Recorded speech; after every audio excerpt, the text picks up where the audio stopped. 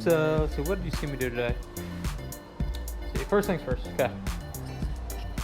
So earlier in the time lapse, saw me clean up these holes. Whoever had clearanced it didn't do a very good job. There are a lot of sharp edges, so I just spent some time in there with a drum sander and a little bit of time with a file. And then last but not least, just sandpaper in my hand to try to get the burrs off of it.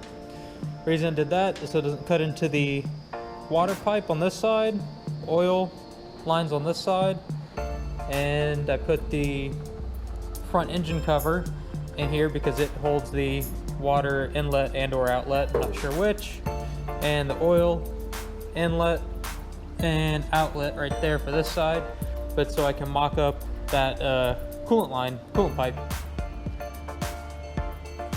So I got as far as I can right now. I need to take this to a bender. I'll put a 4-degree bend right there because the channel that it rides in is not straight.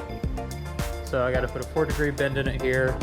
Once I get it to lay down into the channel, then I got to do a miter cut and angle this right into the inlet or outlet of the water pump. But that's as far as it gets today. And I don't know. Pick up somewhere next time.